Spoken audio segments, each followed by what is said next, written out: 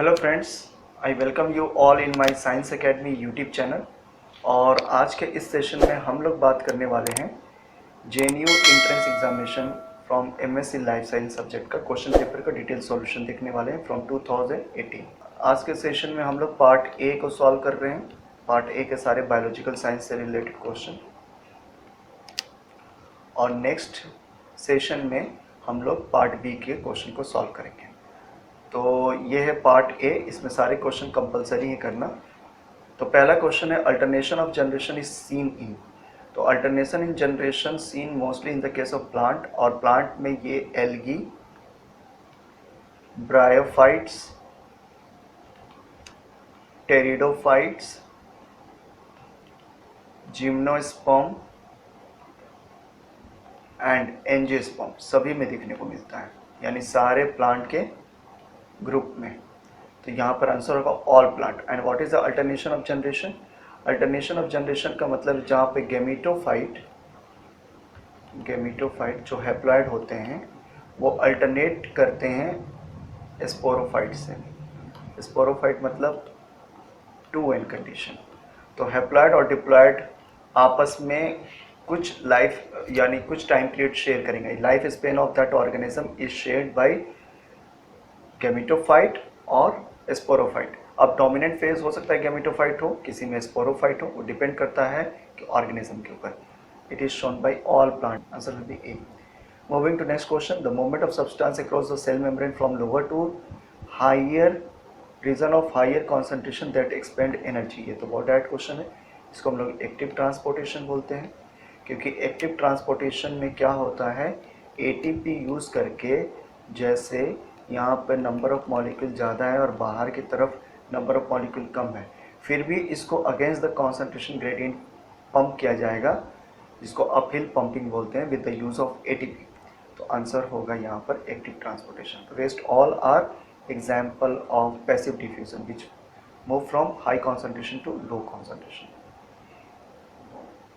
Painting in the dog is a process of. Panting of dog means आपने बहुत बार देखा होगा कि डॉग अपने टंग को निकाल के रेस्पिरेशन करते हैं, या फिर जब बहुत ज़्यादा वो हीट को एक्सचेंज करते हैं। तो बेसिकली ये करते क्या है, this is the process by which they can exchange the body temperature with the environment, thermo regulation. क्योंकि इनके बॉडी में कहीं भी स्वेट ग्लैंड नहीं होता, तो वो एक्सेस हीट को बाहर की तरफ थ्रो नहीं कर सकते। वो कहाँ पर प्रेजेंट होता है, उनके टंग पर और लिप पर। इसीलिए वो टंग को बाहर निकाल कर अपना गैसेस एक्सचेंज या बॉडी का टेम्परेचर एक्सचेंज करते हैं। तो यह थर्मो रेगुलेशन का प्रोसेस है। Moving to next question, the pH of the blood would decrease as a result of. PH of blood का डिक्रीज करने का रीज़न होता है एक्सेस कॉन्सेंट्रेशन ऑफ CO2। अगर हमारे ब्लड में CO2 इंक्रीज कर जाए तो ये वाटर के साथ कंबाइन करके H2CO3 फॉर्म करता है, और जो फर्दर डिसोसिएट होता है H और SCO3 माइनस में। तो इसका कॉन्सेंट्रेशन इंक्रीज होगा, यानी एसिडिक कंडीशन, लो पीएच। ये किसकी वजह से हो रहा है, CO2 के हाई कॉन्सेंट्रेशन की वजह से। तो ये तभी पॉसिबल है जब हमारे बॉडी में हमारा बॉडी सिस्टम वेंटिलेशन प्रॉपर नहीं कर रहा है, यानी हाइपोवेंटिलेशन। हाइपोवेंटिलेशन का मतलब क्या होता है, वेंटिलेशन का मतलब होता है कि वेंटिलेशन लो हो रहा है। जैसे आपके घर में वेंटिलेशन जो है अगर वो कम हो तो रूम के अंदर CO2 का कॉन्सेंट्रेशन इंक्रीज हो जाएगा, ऑक्सीजन कॉन्सेंट्रेशन डिक्रीज कर जाएगा। सेम चीज़ हमारे बॉडी में होता है। तो hypoventilation will the reason, because of this CO2 concentration will increase, O2 concentration will decrease. Moving to next question, which one of the following antibacterial drug does not inhibit cell wall synthesis? Ampicillin cell wall synthesis block करता है। Cephalosporin, yes, cephalosporin will be the answer, because cephalosporin is basically a fungicidal. It is not a antibiotic. तो answer will be B. Rest all are correct. It will, these are the antibacterial, so block the cell wall synthesis. यहाँ does not पूछ रहा है, तो answer will be. Moving to next question, which one of the following is a amphibious plant. Amphibious plant होते हैं bryophytes,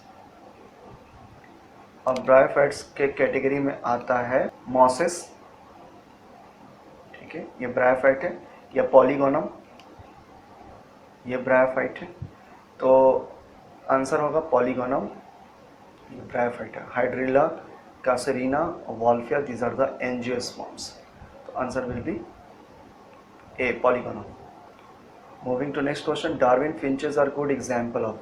Darwin finches जहाँ पर mainland से एक स्पेसिफिक काइंड के बीक वाले बर्ड डार्विन वो गैलापागोस आइलैंड में चले गए थे और वहाँ से डिफरेंट टाइप के स्पेसिस रेडिएट हुए, डिफरेंट बिग से शेप के, कोई स्मॉल होगा, कोई लार्ज होगा, कोई पॉइंटेड होंगे, ठीक है।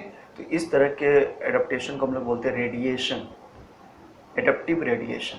तो आंसर विल बी, क्योंकि वो जैसा जैसा इन्वायरमेंट मिला उसके अकॉर्डिंग वहाँ एडप्ट कर गए और उसके अकॉर्डिंगली उन्होंने अपना बीक का शेप चेंज कर लिया, जो उसकी वजह से वो अलग स्पीसीज हो गए। तो answer will be D. Moving to next question, what is added to the 3' end of many eukaryotic mRNA after transcription. तो mRNA जब यूकैरियोटिक सिस्टम में बनता है तो स्प्लाइसिंग होता है, ये हम लोग को मालूम है, जिसमें इंट्रॉन को रिमूव किया जाता है, 3' पर ए ऐड किया जाता है पॉली ए, और 5' पर कैपिंग होता है। तो ये 3 चेंजेस होते हैं। यहाँ 3' पे बोल रहा है तो यानी कैप यहाँ पे पॉली ए टेल होगा। Answer will be B. Moving to next question, the mode of DNA replication in the case of E coli. तो रेप्लिकेशन, डीएनए का रेप्लिकेशन हमेशा सेमी कंजर्वेटिव होता है, जिसको प्रूव किया था मेसल्सल एंड एस्थाल एक्सपेरिमेंट, और ये बाई डायरेक्शनल होता है, जिसको प्रूव किया था कैरेन ने,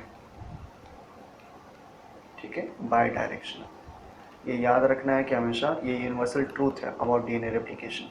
all the organism which are existing on this earth will do the replication in this way, semi conservative mode of replication and bidirectional. So answer will be C.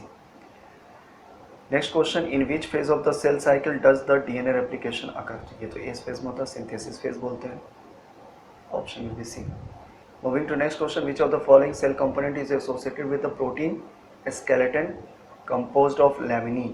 तो protein skeleton जो cytoskeleton भी कहलाता है, ये 3 तरीके का होता है। एक होता है ट्यूबलिन, दूसरा होता है इंटरमीडिएट फिलामेंट, और तीसरा होता है एक्टिन। तो इंटरमीडिएट फिलामेंट में आता है लैमिनिन, जो प्रेजेंट होता है न्यूक्लियस में, न्यूक्लियर मेम्ब्रेन में। आपने देखा होगा न्यूक्लियर के मेम्ब्रेन जो होते हैं यूकैरियोटिक सिस्टम में, उनके अंदर की तरफ जो सपोर्ट प्रोवाइड रहता है वो लैमिनिन प्रोटीन का होता है, ताकि वो कोलैप्स नहीं करे। ये प्रेजेंट होता है न्यूक्लियस में। एडजुवेंट आर, तो नेक्स्ट क्वेश्चन है यहाँ पे adjuvant basically act as a slow release of antigen, because antigen are very small, और अगर इसको एडजुवेंट के साथ में हम लोग टैग कर दें, adjuvant are the protein, then it will cause the slow release of the antigen and this will cause long term immunological response।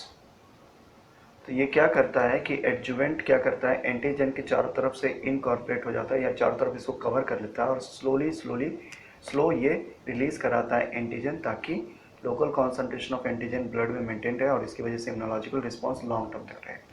तो आंसर यहाँ पर होगा B, causes slow release of antigen। Next question जो है यहाँ पर, when an experimentally isolated part of the embryo develop less structure than expected from their fate map, it is referred to as syncytial development। यहाँ पर ये developmental biology का question है, जहाँ पर कुछ अगर पोर्शन जैसे सेल्स, सिंसिटियम में क्या होता है, मल्टीन्यूक्लिएटेड, फ्रॉग के केस में, एम्फीबियंस के केस में क्या होते हैं, जो सेल न्यूक्लिएटेड फॉर्म में होते हैं वो चारों तरफ से एम्ब्रियो में इस तरह से अरेंज होते हैं, और अगर कोई पोर्शन को रिमूव कर दिया जाए, ठीक है, तो यहाँ पर वो ऑर्गन नहीं फॉर्म करेगा, चाहे तो माउथ नहीं फॉर्म करेगा या टेल नहीं फॉर्म करेगा या उनका बॉडी का कोई अपेंडेजेस या पार्ट नहीं फॉर्म करेगा। तो आंसर यहाँ पर होगा D option. Moving to next question, question number 19। Question number 19 कह रहा है, which of the following sequence correctly ordered portion of an electromagnetic spectrum in term of increasing photon energy. Okay, तो यहाँ पर इंक्रीजिंग ऑर्डर पूछ रहा है, increasing order of energy. तो एनर्जी अगर इंक्रीज होगा तो इसका मतलब S C by lambda, lambda decrease होगा, लेमडा की वैल्यू डिक्रीज होगी तो एनर्जी इंक्रीज होगा। तो यहाँ पर रेडियो वेव क्या है, सबसे लो है, followed by infrared, then visible light, then UV and then X ray. X ray के बाद सबसे ज़्यादा एनर्जी होता है क्योंकि इसकी लेमडा वैल्यू सबसे कम है। उसके बाद में लेस होता है यूवी। तो अगर एनर्जी की बात करें तो एक्सरे सबसे maximum, then UV, then visible range, then infrared and then radio. Answer will be A option. Moving to next question, individual diagnose with xeroderma pigmentation. Xeroderma pigmentation क्या है, स्किन के ऊपर स्किन कैंसर या skin पे patches form कर जाते हैं due to UV exposure. अगर बहुत ज़्यादा हम लोग धूप में निकले तो यूवी का एक्सपोजर जो सनलाइट में होता है वो स्किन पे पड़ने के बाद में जेरोडर्मा पिगमेंटेशन फॉर्म कर देता है। Are most likely to develop skin cancer and they are deficient in. तो यूवी एक्सपोजर से जो म्यूटेशन कॉज होता है वो होता है थायमिडिन डाइमर। थायमिडिन डाइमर जिसको हम लोग 6,4 फोटो प्रोडक्ट भी बोलते हैं, ये फॉर्म करता है। और ये जो म्यूटेशन है या कौन ठीक करता है डीएनए रिपेयर मैकेनिज्म, कौन सा, न्यूक्लियोटाइड एक्साइजन। तो न्यूक्लियोटाइड एक्साइजन रिपेयर मैकेनिज्म, तो आंसर होगा यहाँ पर ए, न्यूक्लियोटाइड एक्साइजन रिपेयर मैकेनिज्म। तो मैंने बायोलॉजी के सारे क्वेश्चन को कर लिया है। रिमेनिंग जो केमिस्ट्री के क्वेश्चंस बच गए हैं या कुछ फिजिक्स के क्वेश्चन होंगे वो मैंने सॉल्व नहीं किया है। रिमेनिंग मैंने बायोलॉजी का पार्ट ए का पूरा क्वेश्चन मैंने सॉल्व कर दिया है।